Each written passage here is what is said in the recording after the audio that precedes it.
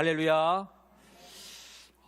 지금 현재 우리 여수시민교회는요, 우리 초동부 여름성경학교가 오늘 오전에 마쳤습니다. 지난 금요일부터 시작해서 우리 오늘 오전에 마쳤고요. 유치부가 오늘 성경학교를 시작했습니다. 우리 111 기도를 통해서 온 성도들이 한 마음으로 하루에 1분씩 우리 교사 또 우리 자녀들 위해서 하는 그 기도가 큰 힘이 되고, 또한 시간마다 하나님의 은혜와 능력의 역사가 나타날 줄 분명히 믿습니다. 성도 여러분, 하나님께서요, 이스라엘 공동체의 회복과 부흥의 은혜를 베풀어 주시는 것은요, 시대는 달라도 이스라엘 백성들이 하나님의 말씀을 중심으로 한 곳에 모일 때에 일어났습니다.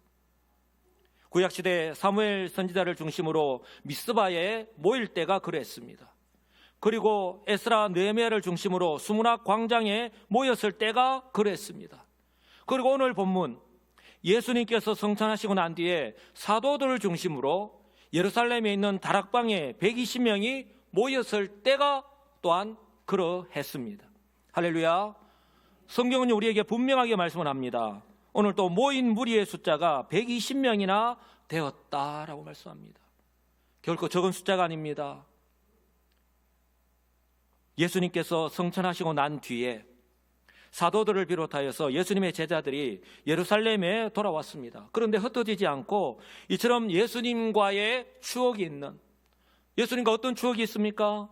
예수님께서 잡히시기 전 제자들과 마지막 만찬을 나누었던 장소입니다. 또한 부활하신 후에 두려움에 떨고 있던 그 제자들에게 나타나셔서 평강이 있을지어다 라고 그렇게 말씀하셨던 장소이기도 합니다. 이처럼 예수님과의 그런 추억이 있는 그 다락방에 모인 것이 그러하고요. 그리고 중요한 것은 바로 이곳에 모여서 그들이 무엇을 했느냐 하는 것입니다. 한번 따라서 할까요? 마음을 같이하여 기도에 전념하였습니다. 할렐루야. 저는 기적이라고 봅니다.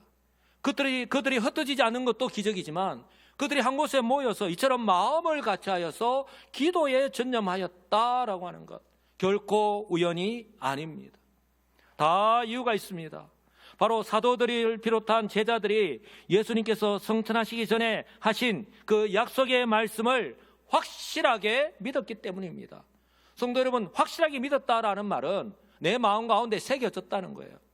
이 마음 가운데에 딱 자리 잡고 있다는 거예요. 그러니 결코 흔들리지 않는다라는 것입니다. 그렇다면 예수님께서 부활하신 후에 성천하시기 전 40일 동안에 도대체 그들에게 무슨 일이 있었기에 이처럼 사도들을 비롯하여서 제자들이 각자의 집으로 돌아가지 않고 이처럼 다락방에 모여서 한 마음으로 같이 기도하였을까요? 도대체 무슨 일이 있었을까요? 바로 그 중심에는요, 예수님이 계셨습니다. 할렐루야. 그 중심에는 바로 그들을 누구보다도 사랑하시는 바로 예수님이 계셨습니다. 부활하신 예수님은요, 사도들을 비롯하여 제자들과 40일 동안 함께 하셨습니다. 왜냐하면 바로 그들에게 이 시간이 필요했기 때문입니다. 왜 그렇습니까? 3년 동안 예수님과 동행하면서 예수님의 사역을 가장 가까이에서 지켜본 사도들이잖아요. 3년 동안 매일 예수님과 함께 하였습니다. 그리고 예수님께서 메시아로서의 행하시는 그 사역을 직접 바로 일렬 직관했습니다. 바로 눈앞에서 그들이 지켜보았습니다. 그러나요, 우리가 매주일마다 이렇게 하나님께 나와서 예배를 드립니다. 하나님 말씀을 듣습니다. 매일 기도하기도 합니다. 그런데요, 여전히 내 마음 가운데에, 내 삶 가운데에 내가 주인으로 살아간다면 여전히 그들의 시선이 주님을 향해 있지 않고 마음이 열려 있지 않으면 영적인 소경으로 살아갈 수밖에 없는 거예요.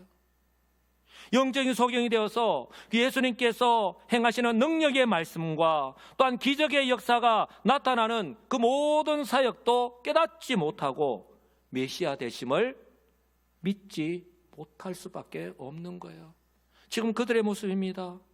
그리고 예수님께서 부활하셔서 그들에게 찾아왔습니다.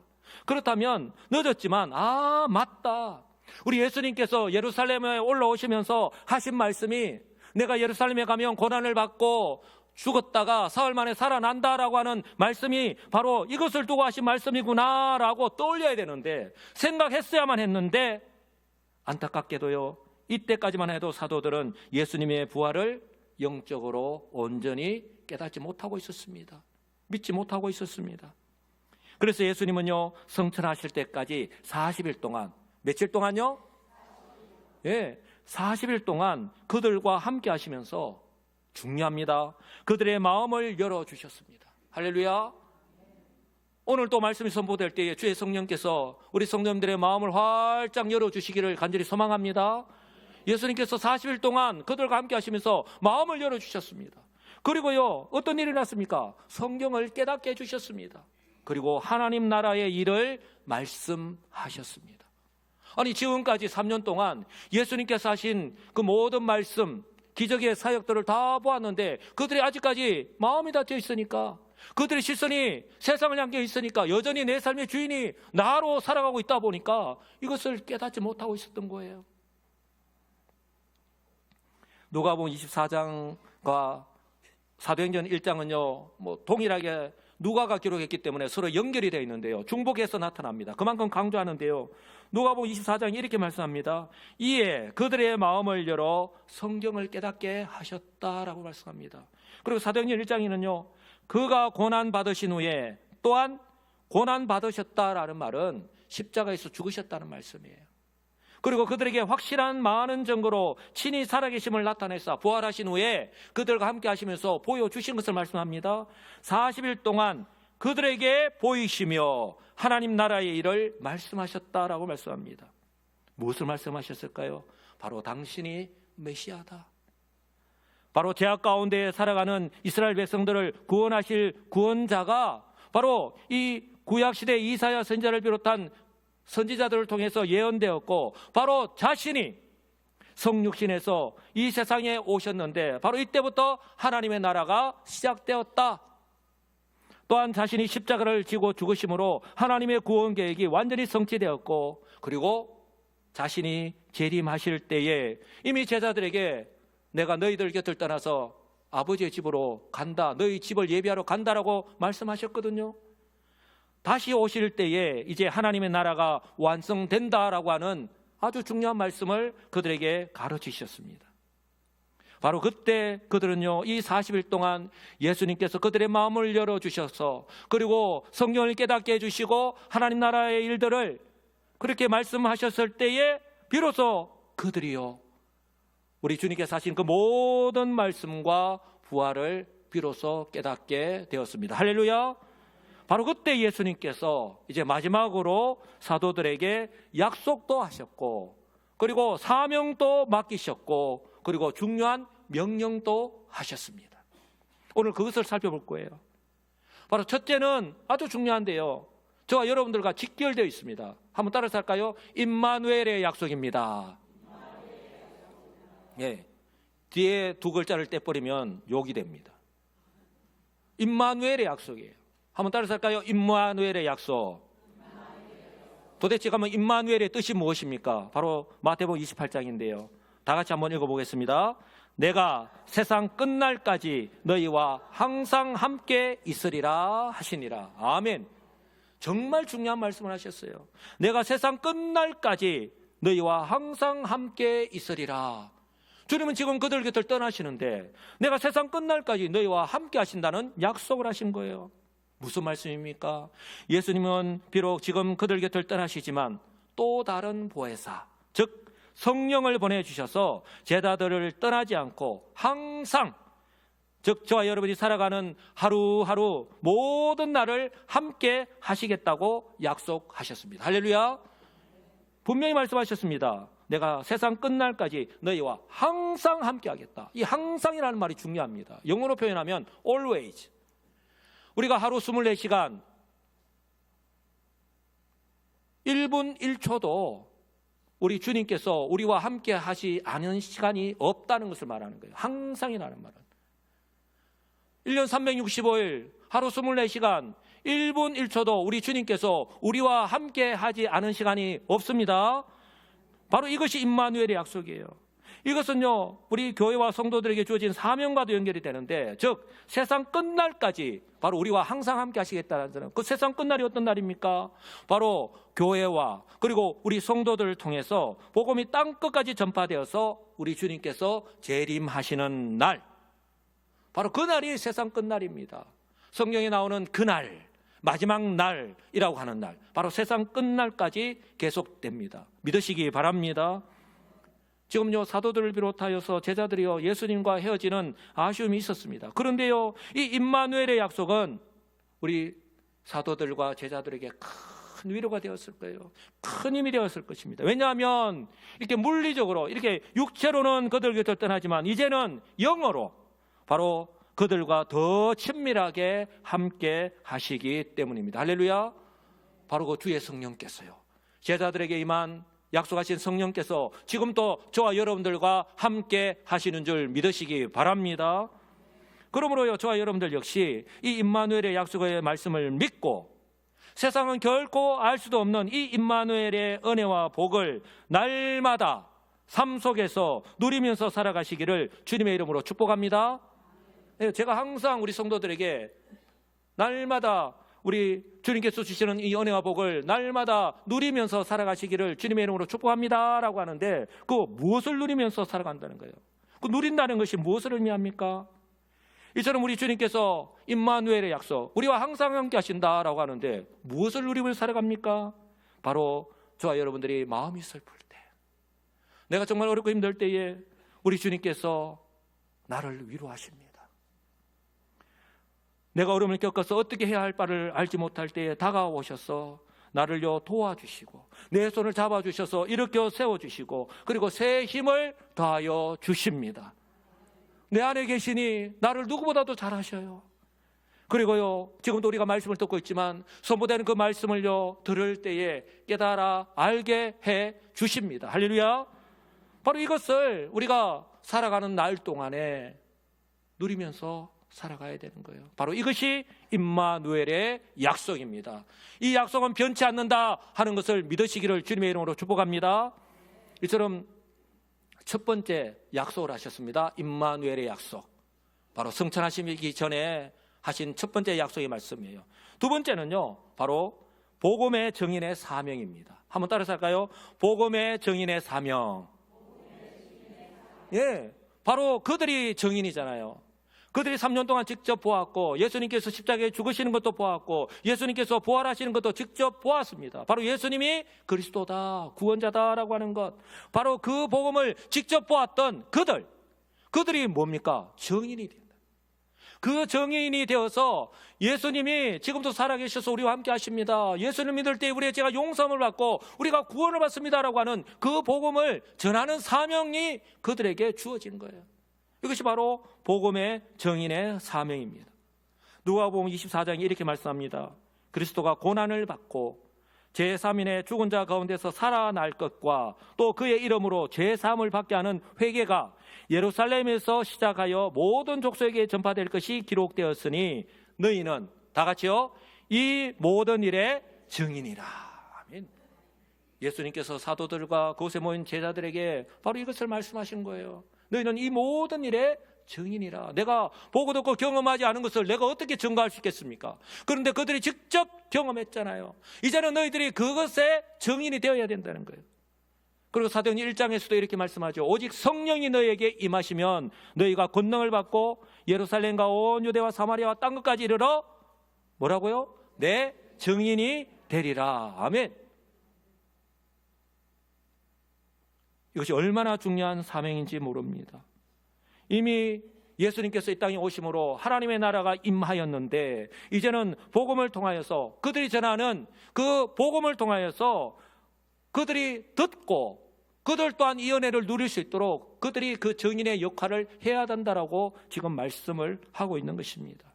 사랑하는 성도 여러분, 그런데요, 이처럼 사도들을 비롯한 제자들이 이 복음의 증인의 사명을 감당하는데 예수님께서요 딱 단서를 붙였습니다. 단서를 붙였습니다. 첫째는 성령이 너희에게 임하고 난 뒤라고 말씀하셨습니다. 한번 따라서 할까요? 성령이 너희에게 임하고 난 뒤. 예, 다른 말로 표현한다면 지금 이대로의 너희들의 모습으로는 안 된다는 거예요.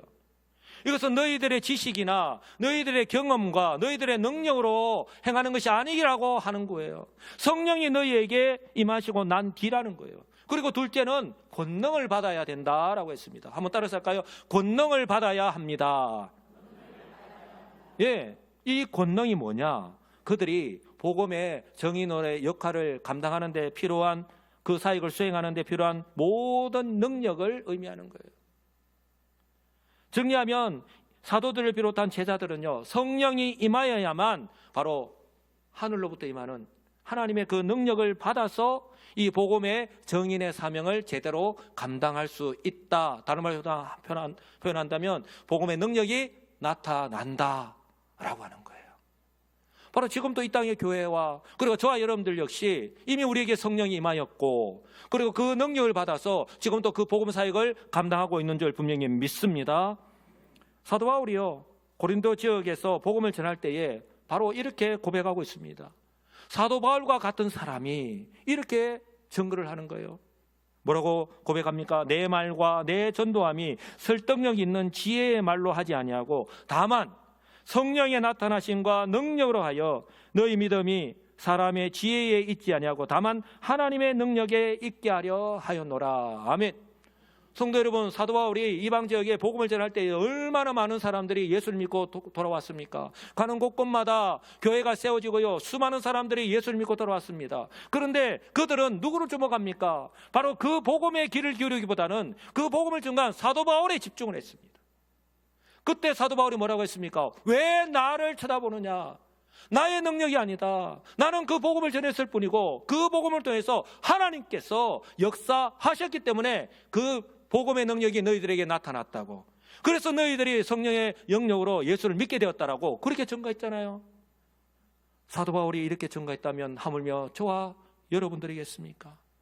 그래서 저와 여러분들이 착각하지 말아야 될 것은 내가 오늘 복음을 전해서 이 사람을 예수 믿게 해야 되겠다, 착각입니다. 내가 하는 건 아닙니다. 우리는 복음의 통로가 되어서, 우리는 전달자가 되어서, 복음은 예수는 그리스도십니다, 나를 위해서 십자가에서 죽으셨습니다, 그리고 우리에게 새 생명을 주시기 위해서 사흘 만에 부활하셨습니다, 이 복음을 전하면 되는 거예요. 그리고 이것이 엄청난 영적인 싸움이기 때문에 우리가 전도하고 나가기 전에 뭘 합니까? 기도로 준비해야 되는 거예요. 그럴 때 우리가 복음을 전할 때에 바로 그 복음과 함께 그 사람의 마음 가운데 성령께서 역사하시는 거예요. 할렐루야. 그래서 꼭 우리가 복음을 전했다 해서 내가 우리 교회로 나와서 함께 신앙생활하면 너무 좋겠죠. 그러나 그 복음을 들은 사람들이 또 다른 곳에서 복음을 듣게 될 것이고, 그래서 우리 교회는 아니라 할지라도 가까이에 있는 그 교회에 나갈 수 있다면 그것이 하나님의 역사인 줄 분명히 믿습니다. 하나님의 능력이 있다. 우리는 그저 그 주님의 복음의 도구로 쓰임받는 것뿐이에요. 사랑하는 성도 여러분, 저와 여러분들 역시 그 복음을 듣고 우리의 지적인 능력으로가 아니라 착각하지 마시기 바랍니다. 내가 똑똑해서, 내가 아는 것이 많아서, 내 이해 능력이 뛰어나서 내가 예수를 믿고 구원받았다, 아닙니다. 나의 지적인 능력으로가 아니라 성령의 역사하심으로 예수는 그리스도이심을 믿은 것처럼 복음의 정인의 역할이 바로 이처럼 사람을 이해시키거나 설득하는 것이 아니라 바울처럼 성령의 나타나심과 그 능력을 믿고 복음을 전하는 것입니다. 할렐루야. 바로 구원의 역사는요, 나의 지혜와 말에 있는 것이 아니라 오직 하나님의 능력에 있기 때문입니다. 자, 첫째는 임마누엘의 약속을 했습니다. 지금도 변함이 없습니다. 그리고 두 번째는 이 임마누엘의 약속 위에 바로 그들이 복음의 정인의 사명을 감당해야 된다, 정말 중요한 사명을 주셨습니다. 이것 또한 지금까지 변함이 없습니다. 그리고 세 번째는요, 이 모든 것을 가능하게 하는 성령의 임재를 기다리라는 명령을 하셨습니다. 한번 따라서 할까요? 성령의 임재를 기다리라. 예, 성령의 임재를 기다리라는 명령을 하셨습니다. 누가복음 24장 보시면 볼지어다 내가 내 아버지께서 약속하신 것을 너희에게 보내리니, 예수님은 지금 제자들을 떠난다고 말씀하셨습니다. 내가 아버지께로 가서 너희 집을 예비하러 간다, 그리고 다 처소가 준비되면 내가 다시 오겠다라고 약속하셨습니다. 그때 베드로를 비롯한 제자들이 왜 예수님만 가십니까? 나도 따라갈게요. 그렇게 이야기했잖아요. 예수님께서 하신 이 십자가 사역을 이해하지 못했기 때문이죠. 바로 내가 내 아버지께서 약속하신 것을 너희에게 보내리니, 바로 성령의 약속입니다. 너희는 위로부터 능력으로 입혀질 때까지 이 성에 머물라. 바로 예루살렘에 머물라고 말씀하셨습니다. 언제까지요? 성령이 임할 때까지. 사도행전 1장에서도 동일하게 말씀합니다. 사도와 함께 모이사 그들에게 분부하여 이르시되 예루살렘을 떠나지 말고 내게서 들은 바 아버지께서 약속하신 것을 기다리라. 성령을 기다리라고 말씀하셨습니다. 이처럼 예수님으로부터 약속과 그리고 사명 그리고 명령까지 받은 사도들을 비롯한 제자들이 예수님께서 승천하신 것을 이제 보고 예루살렘으로 돌아왔습니다. 이전의 사도들이라면 그들은요 벌써 각자의 집으로 돌아갔습니다. 그런데 어땠습니까? 그들은 흩어져서 각자의 집으로 돌아가지 않았습니다. 지금까지 그들이 머물고 있었던 바로 다락방으로 그들이 모였습니다. 왜 그렇습니까? 예수님께서 지금 그들에게 하신 약속의 말씀 믿고, 그리고 주어진 사명을 믿고, 그리고 주님께서 하신 명령을 그대로 지켜 행하기 위해서입니다. 할렐루야. 이것이 벌써 그들이 변화된 증거입니다. 제가 항상 말씀을 드리지만 우리들의 믿음은요, 나는 이렇게 살아갑니다 라고 말할 필요가 없어요. 왜냐하면 우리들의 얼굴 표정으로, 내가 말하는 것으로, 나의 삶의 모습으로, 행동으로요 그대로 나타나기 때문이에요. 제가 조금 전에 말씀을 드렸잖아요. 이전에 예수님의 제자들이라면 벌써 예수님 가셨네, 빠이빠이 하셨네, 그럼요 벌써 각자의 집으로 뿔뿔이 흩어졌을 거예요. 그런데 그렇지 않았잖아요. 여기서 우리는요 중요한 교훈을 얻을 수 있습니다. 만약에 사도들을 비롯하여서 제자들이요 예수님께서 승천하신 후에 예루살렘으로 돌아와서 각자의 집으로 뿔뿔이 흩어져 버렸다면 주님께서 하신 약속도, 주님께서 그들에게 명령하신 복음을 전파하는 사명 역시 사라지고 말았을 것입니다. 그러나 사도 베드로를 비롯한 사도들과 120명의 제자들은요 주님께서 하신 이 약속의 말씀을 확신하였기 때문에 주님께서 명령하신 대로 흩어지지 않고 이 성을 떠나지 말라, 예루살렘에 머물라 하신 말씀대로 예루살렘으로 돌아와서 한 곳에 모여서, 그것도 다락방에 모여서 한 마음으로 간절하게 기도하기 시작하였던 것입니다. 할렐루야. 바로 그때 부흥은 언제 일어나느냐? 바로 그때 회복과 부흥의 은혜가 임하였습니다. 할렐루야. 하나님의 약속의 말씀을 믿고 그들이 믿음으로 순종할 때에 바로 하나님의 부흥의 은혜가 그들에게 임하였던 것입니다. 바로 오늘 본문에서요 눈에 확 띄는 장면이 있는데요, 사도행전을 기록한 누가가 13절을 보시면 우리는 이렇게 기록하고 있잖아요. 밑에는 그렇게 기록을 하고 있습니다. 예수의 여자들과 예수의 어머니 마리아와 예수의 아우들이라고 14절에는 그렇게 기록하고 있거든요. 그런데 13절에는 베드로를 비롯한 사도들이라고, 그리고 그들이 거기에 다 있었다라고 하면 되는데 어떻게 합니까? 11명의 사도들의 이름을요 한 사람 한 사람 다 일일이 열거하고 있습니다. 왜 이렇게 기록을 하였을까요? 다 이유가 있습니다.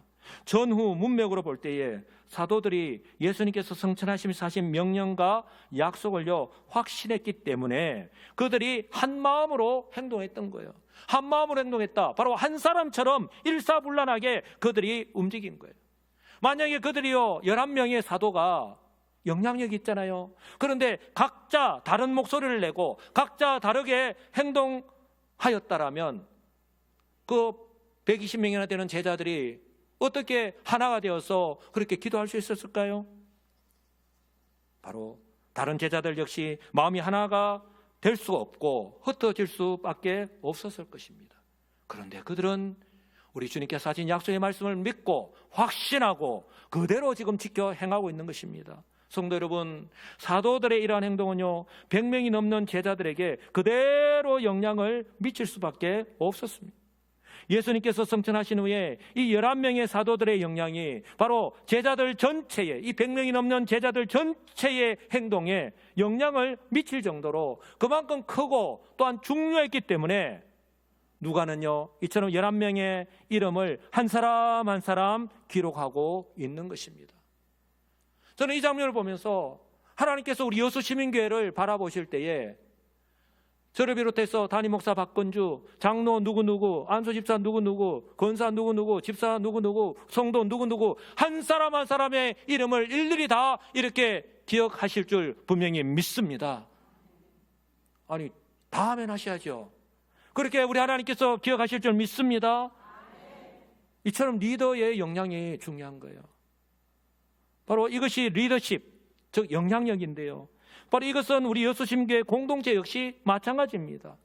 바라기는 이 선한 영향력으로 우리 여수심교회에 속한 모든 성도들이 믿고 그리고 함께 하시는 여수심교회에 세워주신 담임 목사, 그리고 부목사, 그리고 장로, 안수집사, 권사, 집사, 성도, 그 모든 리더들이, 모든 성도들이 되시기를 우리 주 예수님의 이름으로 간절히 축복합니다. 이처럼요, 세워주신 영적인 리더들이 먼저 모범을 보여서 한 마음으로 기도하는 모범을 보일 때에 모든 성도들 역시 이처럼 기도의 자리로 모여서 한 마음으로 기도하게 될 줄 분명히 믿습니다. 언제 역사가 일어난다고요? 이처럼 하나가 되어서 믿음으로 순종하며 행할 때에. 그래서 이 7월 한 달 동안 111 기도를 제가 계속 매일 그리고 매주마다 주일마다 제가 강조하는 이유가 바로 여기에 있는 것입니다. 성도 여러분, 우리 교회 역시 정말 중요한 7월을 보내고 있습니다. 저는 정말 중요한 7월을 보내고 있다고 믿습니다. 왜요? 우리 하나님께서 우리 여수시민교회를 주목하고 계시기 때문입니다. 아, 여수시민교회가 111 기도를 시작했구나. 저렇게 한 사람이 두 사람을 위해서, 교사 혹은 아이들을 위해서 두 사람을 위해서 이렇게 하루에 빠지지 않고 1분씩 저렇게 기도, 1분이 5분이 되고 10분이 되고 하루가 이틀이 되고 한 달이 된다고 말씀드렸잖아요. 아, 이렇게 기도하고 있구나. 하나님께서 그 예루살렘의 다락방에 모여서 기도하는 그들을 주목하였고 불과 열흘이 못 되어서 그들에게 성령이, 약속하신 성령이 임하였던 것처럼 우리 하나님께서 지금 눈을 들어서 우리 여수시민교회를 주목하고 계신 줄 믿습니다. 왜냐하면 교회 공동체 전체가, 모든 성도들이 이 7월 한 달 동안 한 마음으로 111 기도를 하고 있기 때문입니다. 교육부서의 여름 사역을 위해서 정말 우리 사랑하는 자녀들을 지금 이대로는 안 된다. 이번에 성경학교를 통해서, 수련을 통해서 한 번 더 변화되는 역사를 경험하기를 원한다. 그렇게 정말 사랑하는 마음으로, 그런 사명감을 가지고 더 이상 나와는 상관이 없는 구경꾼으로 지켜보는 것이 아니라, 이제까지는 그래 했다면 더 이상 지켜보는 것이 아니라 한번 따라서 할까요? 나의 일로 여기고, 나의 일로 여기고, 그리고 사명감을 가지고 한 마음으로 기도하고 있기 때문입니다. 최소 우리 두 사람이 하루에 1분씩 한 사람의 교사와 자녀들 위해서 기도하고 있는 것 결코 쉽지 않습니다. 모든 성도들이 이렇게 한다. 하나님이 어떻게 이것을 지켜보시고 역사하지 않을 수가 있겠습니까? 오늘 초등부 여름 성경학교가 끝났습니다. 우리 아이들의 얼굴이 환하게 빛나는 것을 보았습니까? 또 봉사자들이, 얼마나 많은 봉사자들이 초등부에 가서 도와주셨는지 모릅니다. 또 유치부 여름 성경학교가 오늘 시작을 했습니다. 그리고 다음 주에는 중고등부 수련회가 준비되어 있습니다. 성도 여러분, 하나님께서 우리 성도 한 사람 한 사람이 이처럼 한 마음으로 간절하게 우리 교사들, 또 우리 사랑하는 자녀들을 위해서 기도할 때에 그 기도를 들으시고 기억하시고 이처럼 놀라운, 우리가 기대하는 그 이상으로 응답의 역사를 부어주실 줄 분명히 믿습니다. 성도 여러분, 바로 저와 여러분들에게 성령이 임하여서 저와 여러분들이 변화했다면 우리 아이들에게도 성령이 임하면 변화될 줄 분명히 믿습니다. 우리가 그 같은 마음으로, 그 같은 믿음으로 우리가 기도하는 거예요. 성령께서 우리 자녀들에게 임하면 우리 자녀들이 하나님 말씀을 들을 때에 깨닫게 되고, 또한 그들의 관심이 스마트폰에서 이미 중독 현상이 나타난 것 이미 오래되었다라고 말씀을 드렸잖아요. 이뿐만 아니라 그들의 관심이 이성, 학업, 진로, 미래에 대한 불안에서 오는 걱정과 근심과 그 모든 염려를 내려놓고 이제 주님께 맡기고 부모님처럼 그리고 우리 선생님들처럼 그렇게 믿음으로 기도하게 될 줄 분명히 믿습니다. 왜요? 내가 기도할 때에 우리 부모님의 기도를 들어주신 것처럼 우리 선생님들이 할 때 기도할 때 들어주신 것처럼 나의 기도로 들어주시겠구나. 믿게 되는 그런 은혜의 역사가 나타날 줄 분명히 믿습니다. 사랑하는 성도 여러분, 이처럼 교회 공동체가 한 마음으로 기도할 때에 순종하여서 기도할 때에 하나님은 일하기 시작하십니다. 믿으시기 바랍니다. 사도를 중심으로 한 120명의 제자들이 우리 예수님께서 하신 약속의 말씀을 믿고 이처럼 한 마음으로 간절하게 기도하였던 것처럼 이번 7월 한 달 동안 한 마음으로 기도하는 우리 여수시민교회의 111 기도 하나님께서 주목하십니다. 그러니 잊지 마시고 꼭 하루에 1분씩 믿음으로 기도하시는 성도들이 되시기 바랍니다. 저와 여러분이 하루에 1분씩 하는 이 111 기도가 얼마나 큰 능력이 있는 줄 아십니까?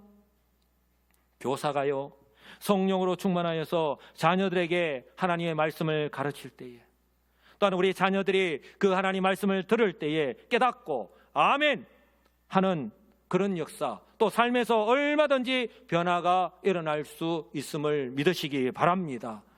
그리고 교육부서의 여름사역이 끝나고 난 뒤에 우리 교사들 평가회를 합니다. 그리고 우리 자녀들이 피드백을 합니다. 이번 여름성경학교 때 어땠다, 무엇이 좋았다, 나에게는 어떤 것이 좋았다라고 그렇게 피드백을 할 때에 이것이 달라졌다고, 선생님 나는 이것이 달라졌어요, 나의 습관이 이런 습관이 변화가 되었어요, 나는 이렇게 변화되었어요, 달라졌어요 라고 하는 그런 믿음의 고백과 또한 기도 응답의 역사, 그리고 우리 모든 성도들 하나님 감사합니다, 우리 111 기도를 들으시고 이렇게 응답하여 주시니 감사합니다라고 하는 그런 감사의 고백이 우리 모든 성도들, 우리 여수심교회 공동체의 고백이 되시기를 우리 주 예수님의 이름으로 간절히 축복합니다. 아멘.